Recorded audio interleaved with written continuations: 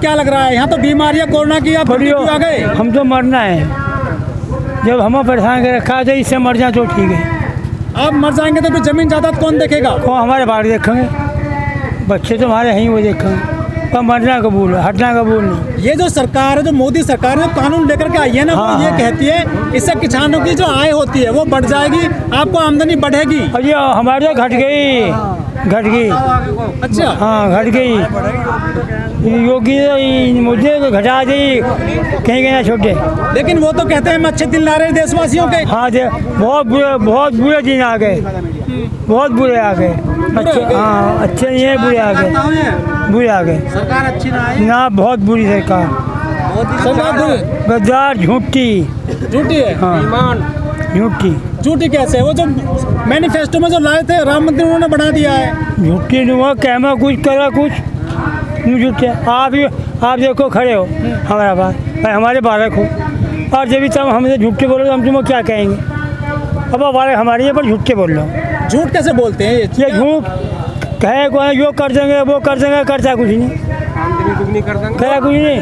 हमारी ज़मीन हो, ठीक हो, तो हम इसे छोड़ दो। इस पर कानून क्यों बना रहे हैं? जब हम मना कर रहे हैं, क्यों कानून बना रहे हैं? ये वो ये कहते हैं कि जब ये कानून बन गया, लागू हो जाएगा, तो आपकी जो फसल होगी, हाँ, उसका नगद पैसा मिलेगा, बहुत अच्छा। फसल आएंगे बहुत ज़्यादा। फसल हाँ, 1.5 साल हो गया अभी तो पैसा दिया ना गन्ने का, और मतलब 5 साल हो गए जब मुद्दू बनाओगे ना, मुद्दू को अभी तो पैसा भाव बढ़ाया ना गन्ने का, एक झल्ला नहीं बढ़ाया। तो बताओ हमारा फसल, आप तेल कहाँ पहुँचा दिएगा? आपको पता होगा कहाँ पहुँचा दिया, तो बताओ हम क्या करके खाएंगे? पैसा मिल नहीं रहा हमारा। वो कह रहे हैं महंगाई हो रही है, लेकिन देश तरक्की तो कर रहा है, देश आगे बढ़ रहा है। अच्छा, वो बढ़ा जो हमारे साथ बढ़ना रहा, उनका बढ़ रहा होगा, हमारा किसान तो बढ़ना रहा। अपने बालक पढ़ाओ, कैसे करो, क्या करो? वो कह रहे हैं कि देश मजबूत हाथों में है मोदी जी के। हाँ, उनके मजबूत होगा, हमारा तो मजबूत है नहीं। नौकरी मिल रही है कुछ बच्चों को? कुछ नहीं मिल नहीं रही, पढ़े लिखे होते हैं, एमबीए कोई नहीं मिल रहा, बैठे घर। लेकिन मोदी जी ने कहा था कि हम जो है हर साल 2 करोड़ लोगों को रोजगार देंगे। हाँ दिया होगा, आपको पता होगा कितना रोजगार मिला, ये तो आपको पता होगा। झूठ बोलते हैं क्या मोदी जी? देख लो बस, आप तो मुझसे समझदार है, पढ़े लिखे बारे में मैं पढ़ा हूँ, लेकिन कितना रोजगार दे रहे हैं? ताऊ जी, योगी मोदी बहुत मजबूत नेता है देश के। मजबूत, बिल्कुल मजबूत है। अमित शाह जो वो इनसे ही मजबूत है। अच्छा, हाँ, अमित शाह पैसा बहुत है। जो लोग हैं हमारे देश के, वो ये कहते हैं कि मोदी जी से पाकिस्तान डरता है, हाँ, बांग्लादेश डरता है, बिल्कुल डरो, और आतंकवादी भी डरते हैं। यो क्या बोलते यहाँ के गए ना हिंदू और मुस्लिम वो चला दें। अच्छा, वो चलाए और लोग राजा मुसलमान तो मार देंगे, मुसलमान मार देंगे, यो कहते हैं। अच्छा ताऊ जी, आपकी उम्र करीब 80-90 साल तो होगी। मेरी तो भैया 14-95 साल की। एक बात बताओ। 95 साल की। हाँ ठीक है। हाँ। राष्ट्रपति हिंदू है, हाँ, प्रधानमंत्री हिंदू है, हाँ, चीफ मिनिस्टर हिंदू है, सारे जज भी हिंदू हैं, हाँ, तो फिर ये खतरा किससे है? सब कुछ तो हिंदुओं के हाथ में है नहीं, तो खतरा किससे? हम तो खतरे में कैसे? हम तो खतरा है नहीं, खतरा होगा तो उन्हें होगा। किनको? मोदी सरकार को। मोदी सरकार? उन्हें होगा सरकार। मोदी जी की 56 इंच की छाती अब तो वही तो मार रहे हैं, अब हम जो जूझू करके किसान को। अच्छा। वही मार रहे हैं बस। लेकिन वो ये कहते हैं कि किसानों को बहका दिया है दूसरी पार्टियों ने। को किसानों को नहीं बहकाया, किसानों को पहले इन्होंने भगा दिया, सरकार नहीं किसान को भगाया। ताऊ जी, हाँ, कुछ लोग कहते हैं कि ये जो सरकार है, जो भाजपा सरकार है, ये सरमाहीदारों की सरकार है। हाँ सही, मानते हैं आप? बिल्कुल मानते हैं, ऐसे ही कहते थे हमारे बड़े बुढ़े भी, ऐसे ही कहते हैं ये मालदारों की है। तो फिर आपने वोट क्यों दिया इसको? वोट दिया जब लोग में आ गए, लोग में ये अच्छा काम करेंगे। आपको सिलेंडर मिलता है? मिल रहा, वो भी मिला, पहले 5 में, अब जब मिला 8 में, 800 में, और पहले छूट गया, छूट भी ना। सिलेंडर फ्री मिला था आपको? 5 में मिला, 500 में। 500 में? हाँ। अब कितने की मिल रहा है? 800 में, 850 में। तो पैसे बढ़ गए आपके? तो दिल्ली देख लिया आपने?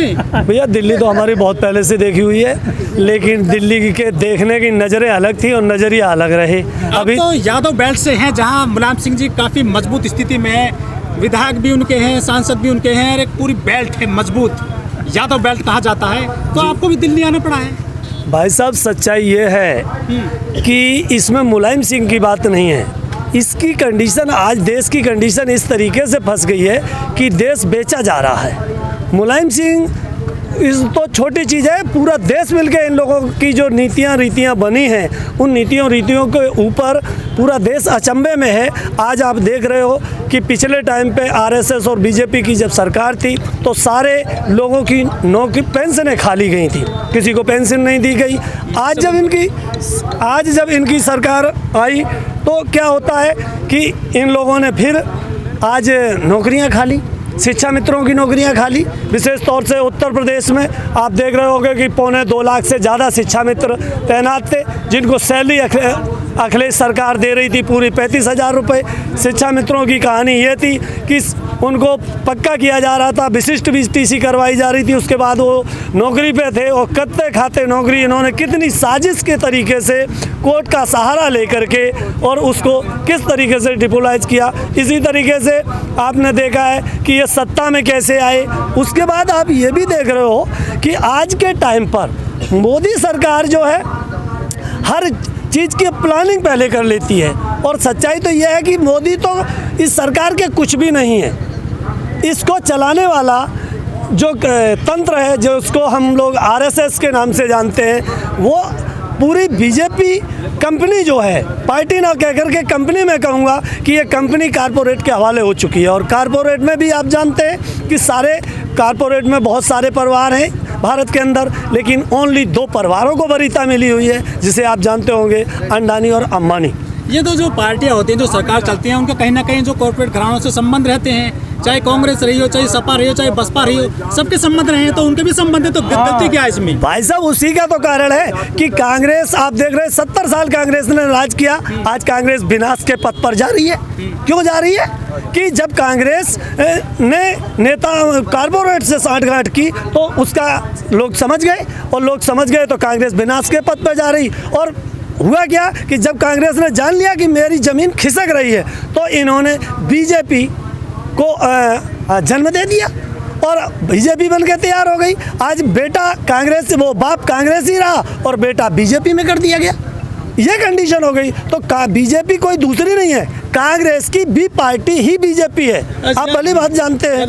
जो टिकैत साहब हैं, जो किसान लीडर हैं, उन्होंने कह दिया है बाकायदा कि यदि सरकार नहीं मानी ना, अब हम कॉर्पोरेट घरानों के जो गोदाम हैं, चाहे अनाज के हैं, चाहे फैक्ट्रियाँ, उनको निशाना बनाएंगे किसान। भाई साहब मैं आज गाजीपुर बॉर्डर पे हूँ।